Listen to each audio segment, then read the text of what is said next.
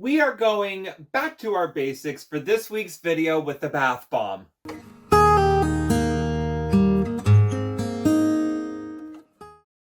Hello everyone, thank you for returning. If you are brand new to this channel and or to these videos, my name is Brendan. I am one of the co-owners of the Rustic Tub, small bath and body care company in the heart of tiny Ontario. And yes, that is actually the name of the town because it is tiny.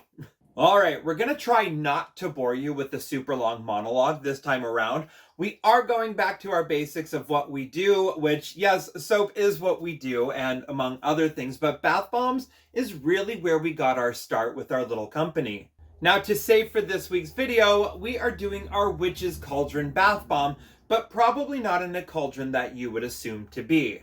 Most people, when they do the Witch's Cauldron bath bomb, they actually go out and buy the little plastic cauldrons, which is great because once again, everyone is different with their own little company. Although the end result might look the same, everyone's company and how they get to their position is always different. It is a journey. We just show you our version compared to everyone else's version. So for our version, we actually went on to Kata molds and we ended up getting this fun little witch's cauldron with her feet sticking out, a little bit of cauldron bubbles pouring over, just because we thought it was more funnier. It was a little bit different than what we have done in the past because, yes, admittingly, we have done the little plastic cauldron pots in the past. Now this year, we did want to do it differently, hence why we got our mold off of Kata molds and 3D printed it with our 3D printer upstairs.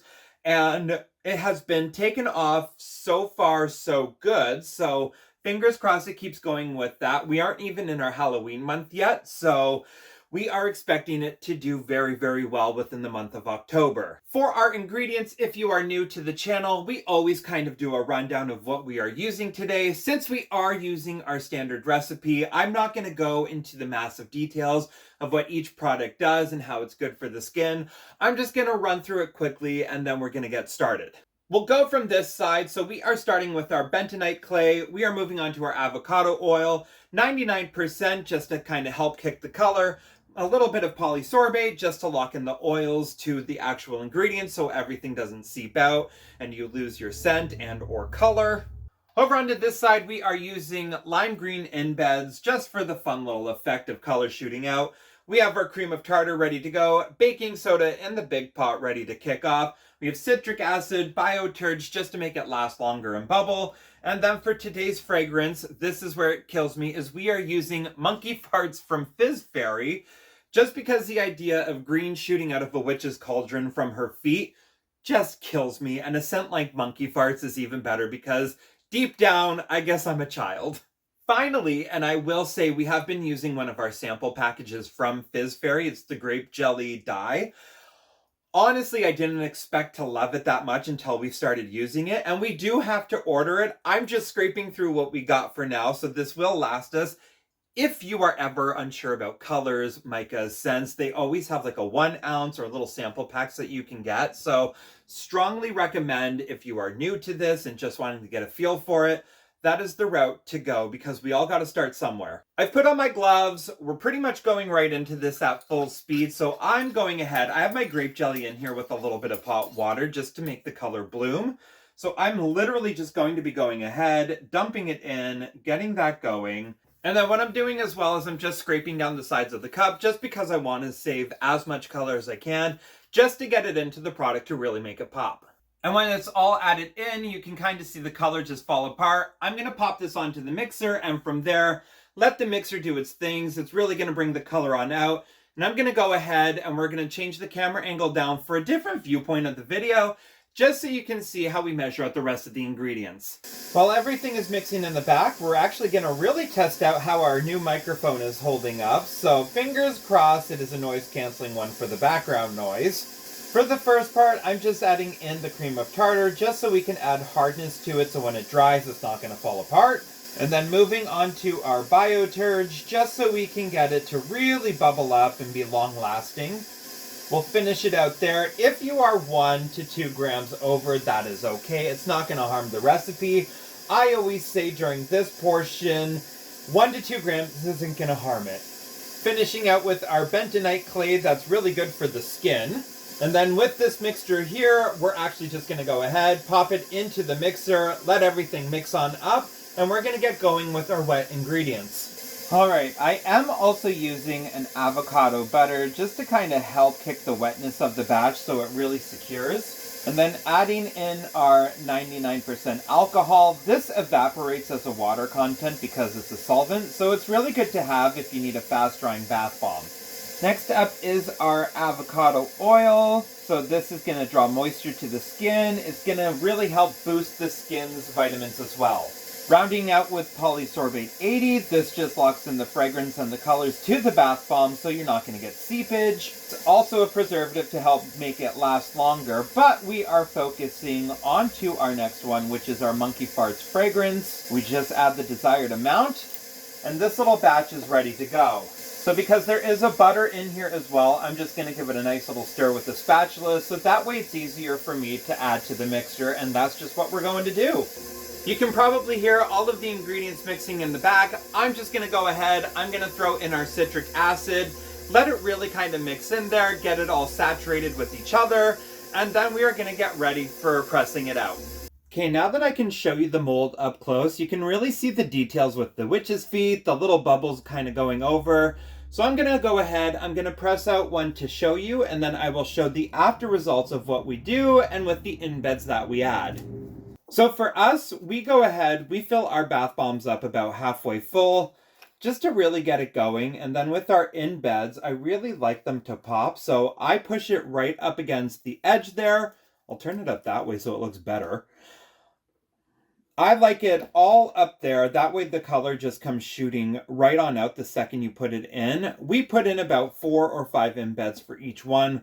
4 is fine in there. I snuck in a little mini 5th one in the very back. So that way when you put it in, all the green will come shooting out and it will really have a funny effect. Now with Kata molds, they really do give you the perfect size frame for a bath bomb. So for us, a couple inches there. When you press down, it will compress into about a 1 inch. Which is the perfect size of our shaped bath bombs. So we're just going to go ahead, we're going to get that in, squeeze it down. I'll move that so I'm not pressing too hard on it. Press it right on down. And I am not a light person, so a little press really does go a long way. And then we just go ahead, we fidget it up. That is the backside of our bath bomb, so it's looking good already. I will be turning on the dehumidifier just because we are high in humidity today.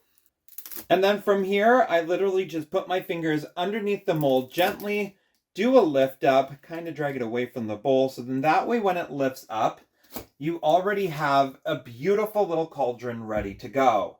So now with that one being said, I'm going to finish up the rest of them and show you the little results when they're ready to cure.